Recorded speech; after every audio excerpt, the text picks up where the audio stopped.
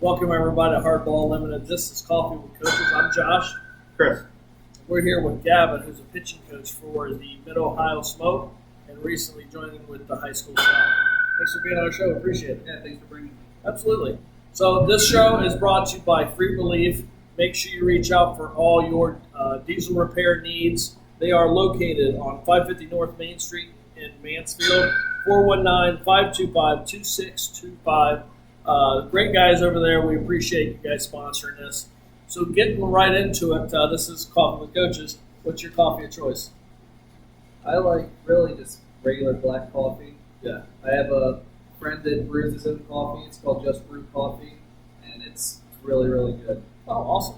See if he'll get us some. We'll have it on the show. Little plug right there. All right, so getting in with Gaven. He is the pitching coach for the Mid-Ohio Smoke. We're going to take a step back. Gaven, let us know a little bit about your coaching background. What got you interested in coaching softball, and what got you to this point where you're at? I started right out of high school, helping my stepdad out a little bit with a couple of younger teams, 8U, 10U. And then actually, the summer of 2021, I was telling him this is probably it. Because I was busy with work, trying to play on my own, on top of bowling 3 nights a week. I'm like, this is probably it. Well, he brought a whole new group in this summer of 21. And I showed up to a scrimmage and watching a couple of these girls just kind of throw the ball around. I'm like, this seems different. And he gave me a project, one player. He said, this is your project. And it was Mallory Wrinkler. It's like, she's got an attitude. She's just like you were when you were that age.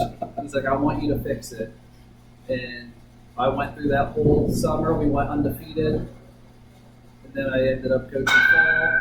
And then she asked me if I'd coach the middle school team at Crestfield. And that's kind of where it all went. It's like an avalanche, right?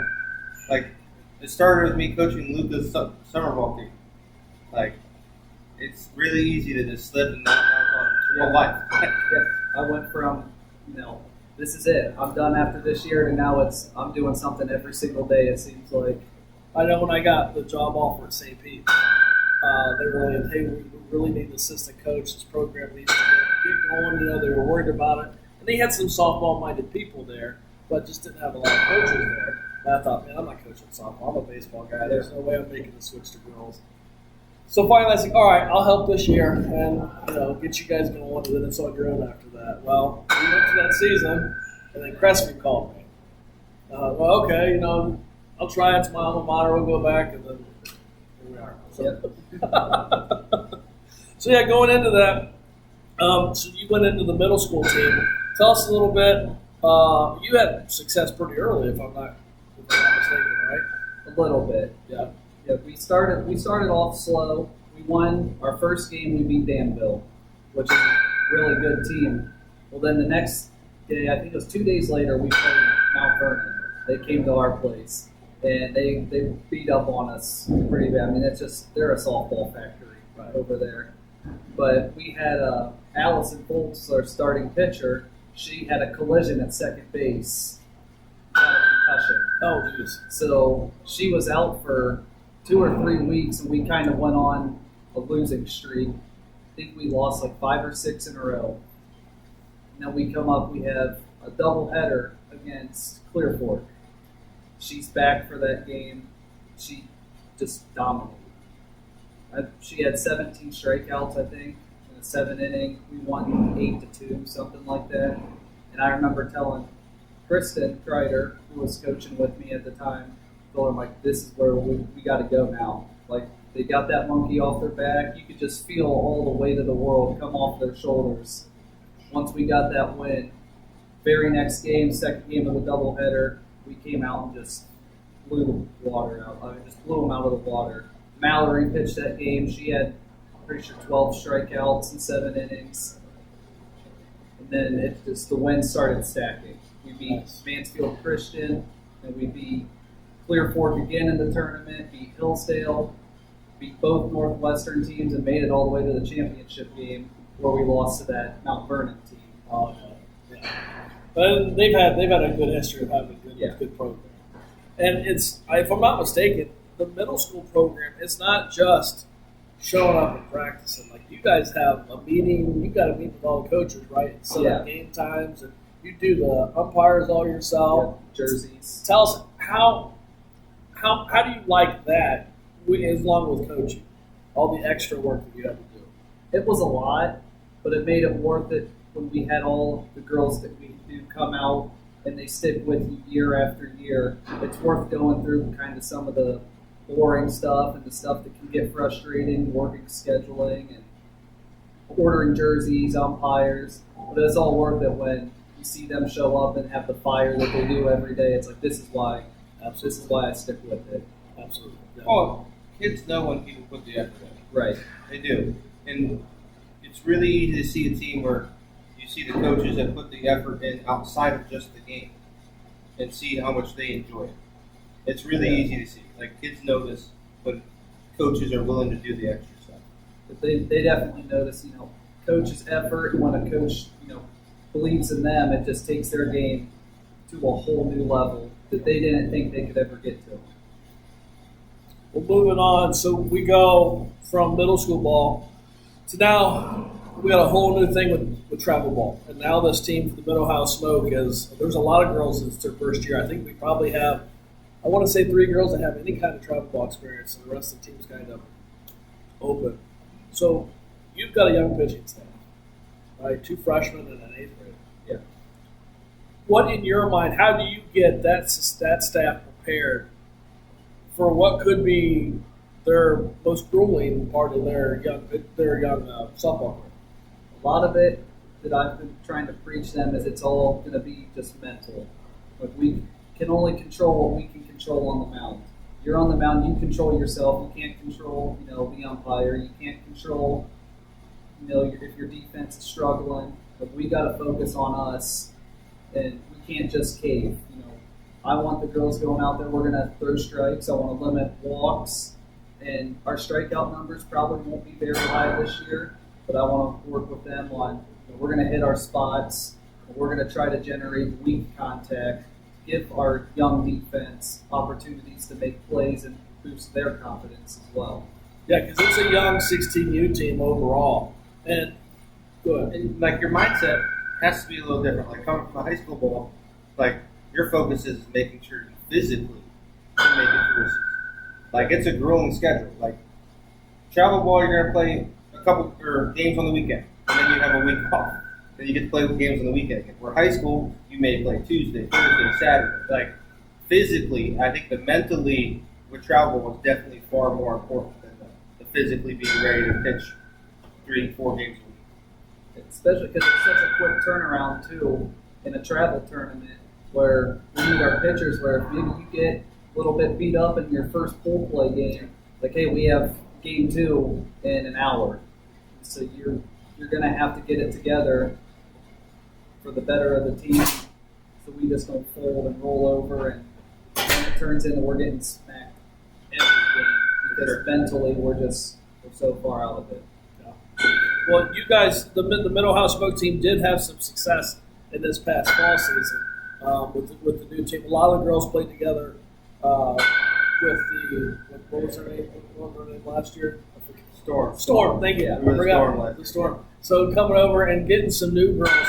And I think it helps depth-wise. We've got girls that play multiple positions. Go over a little bit, like with Natalie and Mallory and Ava and the success they had when they went 9-1 in the regular season, and then roll through the tournament and lose by 1 run in the championship game. From a year before where they were under 500. Yeah. Talk a little bit about how big it was for that pitching staff to make that big jump. Especially when, Mallory coming by herself, who was last year our sole pitcher, that got us there. But bringing in these 2 young girls and how they ended up starting and the way they finished. Yeah, I think it was really huge for them to get that success because, it's very easy as a pitcher if you go out there and your team loses every time you're on the mound, you, of course, are going to think, like, I'm doing something wrong. So for them to be able to come out and have the success that they did, not only pitching, but all over the field, and their bats were great. I think it was just really great to see them go from kind of relatively unknown players that, probably got looked over quite a bit. And for them to come out and have some of the big moments that they did, wasn't it first tournament game, Mallory threw a no-hitter. Yeah. Ava had 2 or 3 hits that game. Natalie made some plays in the field. So just to see them get that confidence boost really took their game to the next level, and I think they're going to definitely carry that over to the final season. For sure. Like we described the team all year as being scrappy and full of grit. We stole bases when we had a chance. We did all the little things to help us win. We needed to. Now seeing how that transitions into a much tougher player pool will be interesting. Seeing how we're able that group of players is able to adapt and change, because you're not going to steal 15 bases a game in a travel ball. Right. Like you're not. We could do that last year, but we're going to have to adapt and change how we go about things. And I'm interested to see how they handle it. And I thought one of the nice things, even though it wasn't a loss to the Reapers, you had your starting pitcher go in, Sage, who we pulled her up because of how many pitches she threw. Natalie come in against a established travel ball team and went 3 innings only giving up 1 run. That's huge for your youngest girl. And she came in with the bases loaded and got out of that with 1 run, and that 1 run scored on air. Right. So she came in and she pounded the zone and made them weak contact, and she did a heck of a job that day just to keep us in that game, because it could have gotten ugly real fast. Absolutely. So that was a big confidence boost for her to be able to come in, because I don't think she's gotten too many opportunities to pitch on her other teams. So that was really her first kind of this is what I got, and she came out and she showed us that she has it. And it's nice being the youngest. Yeah. Because she kind of just got thrown to the wolves. We're out of pitchers. You've got to get us through this. And I thought she pitched well. Yeah, she did. For sure. All right, we're going to take a quick break. Thanks again to our sponsor, Fleet Relief. We're going to throw a picture up. We'll be right back.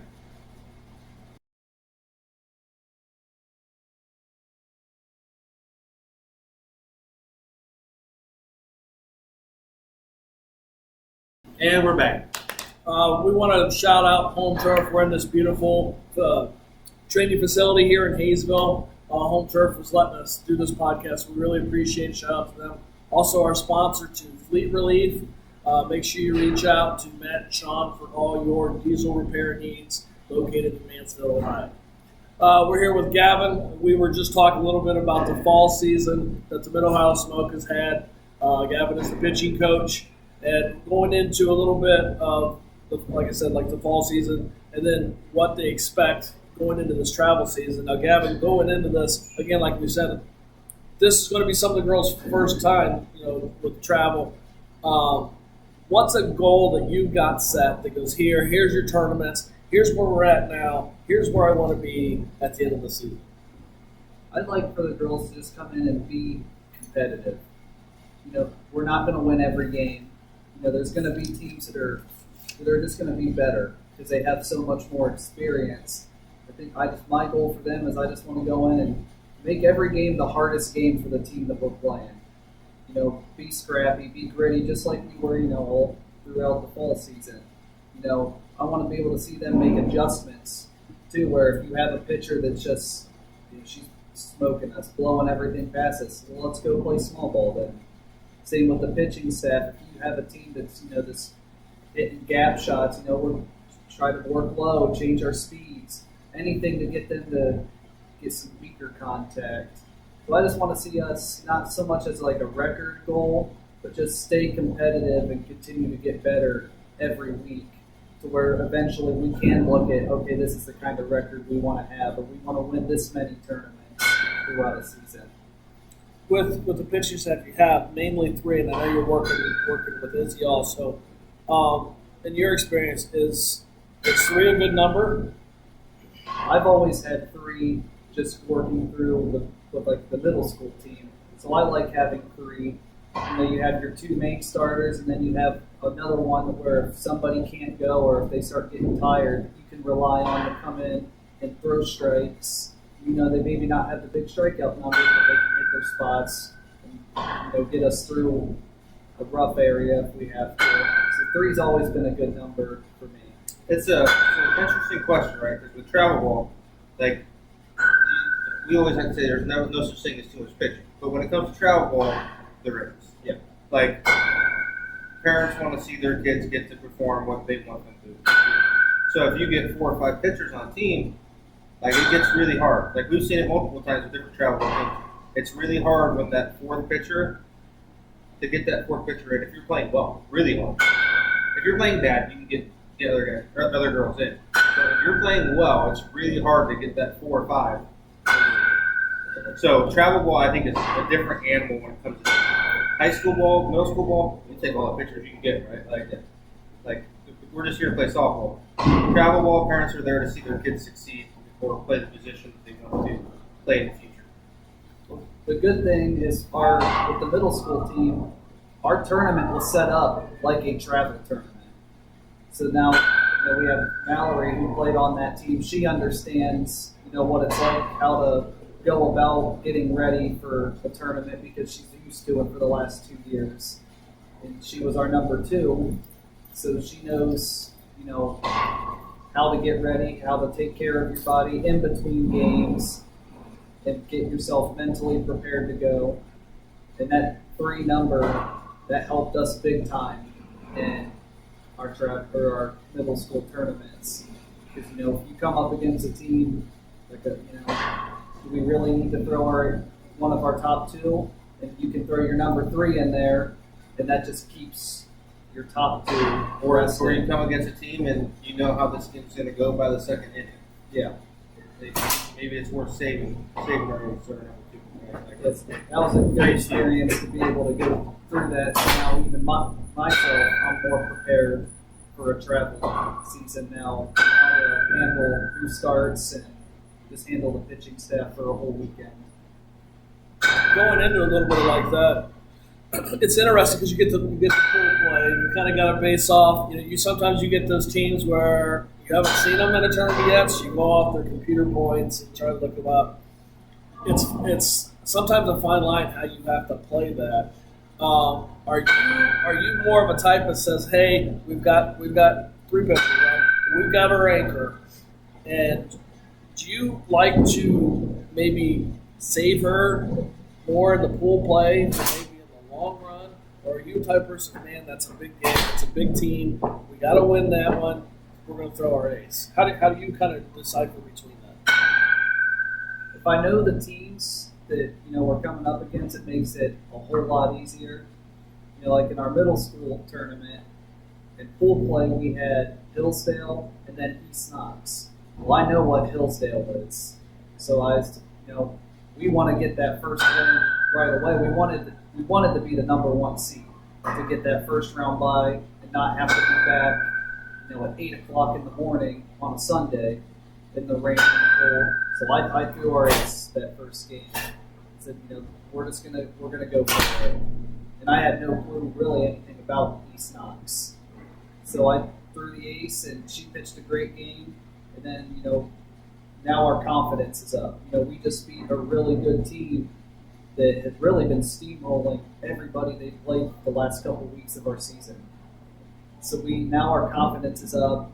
We come into East Knox, our number 2 throws a no-hitter, and we win 10-0. Yeah, it has to be a gift when yes, your number 1's really, really good, but your number 2 can stand in a fight with anybody. That makes it a lot easier to make those decisions, I'm sure. Yeah, absolutely. When you have a girl that she could be a 1 for just about any team in our league. So to be able to have her come in and throw a no-hitter, now our confidence is sky high. We're the number 1 seed. We get the first game bye, and then we can come in the next day knowing we're probably going to be able to pitch our number 3 now, because we got that number 1 seed, and then we can save our next 2 for hopefully a championship run. Right. Now, if I don't know the teams, I kind of try to just watch them in warm-ups, to kind of see what their pitcher looks like, and if their pitcher is looking like she's going to be, an ace, I'll counter with ours. Yeah. But if it's looking like they might try to rest their ace, I'll maybe kind of try to follow suit, because I know I have faith in our pitchers that we can go out and compete against anybody. So anytime you can kind of try to save the ace, I will. But I want to try to compete with whatever that other team. If they're going to throw theirs, like I got to counter with ours. Right. Well, looking in, it's like you said, you've got a young pitching staff for this travel season. Tell us one that kind of stands out of the three. I think Mallory Ringler, she's taken her game to a whole new level from where she was just 2 years ago, 3 years ago when I first started working with her to where she is now. I mean, she used to just be, I'm just going to throw fastballs. And then you finally get her to have that confidence to start working in a changeup. Now she's working on a drop ball, a rise ball. I think she's really just completely reached a whole new level. There are times I watch her field a ball there in practice, and I go, no one else here can do that. She just makes incredible plays, and it's just like, wow, she's got so much potential to be a great ball player. Even looking into the fall season that she had, you could see the confidence that she was. She was an 8th grader, now coming in and being a freshman, but she's coming in now she's taking over the assistant staff. Yeah. You could see just how the confidence on the mound and her demeanor and her control was night and day within 1 year. Yeah, and there was times last year where we're like, we got to get her out because she's just beating herself up, getting so mad, and just folded under pressure. This year, we had none of that. Right. If something bad happened, she shook it off, strike the next batter out then. Yep. So watching her really grow, not just as, physically as a pitcher, but to really buy into the mental game being just as important was such a huge thing for her to take her game to where she is now. Yeah. Now, going off just a little bit about the other two, what do you think Ava and Natalie brings to that pitching staff? They don't walk batters. They can mix their speed. They mix their speed. Josh? They hit How are their you?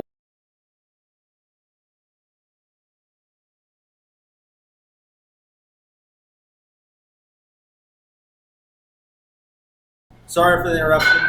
You guys got to see another picture with Fleet Relief. Thank you for the sponsor. Gavin, you were talking about how Natalie and Ava were able to mix their speeds up well. That's really helped us. Yeah. When you can mix your speeds and keep a batter off balance, especially if you don't have overpowering stuff where you can just blow a fastball by them, be able to mix your speeds and hit your spots, get a lot of weak contact, and that just makes it so much easier on your defense. And especially if you're not walking batters either. This walks always come back to hurt you every single time. Walks kill. So to have girls that can just control the zone, hit their spots, and you know that it's going to go out there and compete and maybe not give up, the big hard hits because of how they can mix their speeds, control the zone, and make girls have to put the ball in play, and make them have to swing at pitches that they don't want to swing at, instead of just watching it go by. For sure. Well, going in, talking, we're wrapping up the travel ball teams. You're now, we talked about you going through the middle school program at Crestview. This will be your first year with the high school. How exciting, especially you talked about coaching Mallory, but how exciting, even with Allison and some of the girls that you get to coach, even the position players, but now you're coming up with that group. It's exciting. That was kind of the goal when I started. Well, most of the girls were 7th graders when I started. The goal was, okay, I want to spend 2 years with them at the middle school, and then when they're freshmen, I'd really like to make that jump and stick with them, and that's exactly how it happened. So it's exciting to get to watch, here in a few years, I'll be able to say, this is where they were as 7th graders, and now we're sending them off, to hopefully play in college. I think that's just going to be really cool to watch them continue to grow year after year and reach the goals that we talked about them reaching when they were in 7th grade. Right. And I know it's way early, so you really don't know where everybody's going yet. But just looking at what they've graduated and what they're bringing back as a team overall at Crestview, what's your expectations now of the team? I expect us, expectations-wise, I want win the conference, and I think we can really go for a possible state championship run. I think when you look at everything that we we have a lineup full of girls that can hit. We have a really, really good pitching staff. PJ's a wall behind the plate. Probably one of the best pitchers or catchers in the area, and she's only getting better. And then we have other girls that have just really started buying in. See the way that Maddie Grant is where she started or ended last season to where she is right now through all the off-season workouts. She's put a lot of work in and can take a step forward. Same with McKenna Tackett, Jillian Weaver, some of these girls that have had varsity experience. And now they are going to take that next step forward, and they can help bring, the incoming freshmen that we have, and help them not feel like the weight of the world's on their shoulders. That they can just come in and play their game. So I have very high expectations for our season. Well, even you talked about McKenna Tackett. Scott named her as a player to watch. Expect a big season out of. Going back a little bit. Again, coming up with some of the girls you coached with. Now we went from middle school. Hey, now we're freshmen, and I know even Allison has had a lot of travel ball experience. But what is your goal with Allison and Mallory as now they're taking on the freshman role into the high school season? What do you want to see in them making that jump at? I want to see them not just as pitchers, but just be able to go out and do whatever it takes. To earn a spot or whatever it takes to help the team win, because usually the last few years it's been, it's kind of on you guys. Like, you guys are our top two pitchers, like it's kind of on you. So now to see them get to take on a whole different role, I really like to see them, thrive in a role where, it's not all on me. If I make a mistake, that's fine. And I just want to see them really help the team in different ways that they've never had to do it before, because that's just going to help them down the road. Well, we like to say, if you can hit, go find a place for you to play. Yeah, you got some upperclassmen that are stud pitchers. Your time's going to come. So you find a way to hit, that way you can play as a freshman and so on. That's just how it's going to work. So, that'll be the great challenge there. Find a way to hit, you're going to find a way to get them on the field. You have to. Yeah. And then, maybe play out of position a little bit. Allison's always been pitcher first base. Mallory's always been pitcher shortstop. Well, those are going to be two tough positions to try to get them in at. Sophie was here last episode. Yeah, that's a hard one to beat out right there. Right. So to see them be able to we'll move you, get you some outfield time. And we've done that in a little bit of the outside, voluntary stuff that we've had. Just seeing the way they go after a fly ball, seeing the way that they have bought into, I'll play whatever position I can to get me on the field. I think that's such a great mindset to have from two young ones that went from, I know what position I'm going to play every single day, to it could be something different every day this week, but they don't care. They just want to be on the field and they want to help compete. The opposite mindset, I feel like, comes from travel ball. Like, you'll get the idea, I am a third baseman. And some kids are like, well, I don't know how to play another, my mindset is whatever gets me on the field, I'll look like I don't care, right? And that's the mindset you want. That's the mindset you have to have out of those young players, because it's really, really hard to make a young group really, really good when your varsity is really, really good. Yeah. Because how many JV games do you think they're going to get to actually play this year? It's not going to be a lot. Yeah. The conference doesn't field many JV games. So they have to be able to force themselves to compete knowing that this varsity team is really good. So that ability to be willing to do other things is huge for that team. But I think it's good for them because they know expectations are going to be high, but expectations were high the last 2 years. Yeah, with our middle I meant school the team actual too. time playing. Yeah. They're not going to get as many games as they would if they played varsity or they were still playing down. The actual time playing is going to be far less than what they expect. Learning and seeing how to win, huge. So I think that's the biggest fight right there, is having kids willing to do other things. Because if you have a good varsity team, they're going to have to. There's not going to be just positions they can walk into. So that's huge news for that young group. If they're willing to go in and learn and do different things, great future. And before we end here, I got a question I wanted to ask. You know, you've got two girls that's had a lot of success. And what do you teach a girl that maybe has to make the step up? And what if they don't start off successful, or how they have dominated before as a younger player? What do you say to a player like that to try to make sure that, you know, they understand you have their back, and they have to understand about growing pains? You just gotta tell them, you know, listen, you, especially the freshmen, like you're a 14-year-old, maybe 15 years old, you're going up against 18-year-olds now. Like there's going to be bumps in the road. Every great athlete, no matter what sport you look at, they went through a point where there was a bump in the road. Not everybody dominates day in, day out, every single game. Like you're going to take your bumps in the road. You're going to have your welcome to high school moment. Yeah. It doesn't matter what sport you play, you have that moment. So yeah. It's all about not letting it get in your head mentally that, okay, I got beat up today. How do I respond?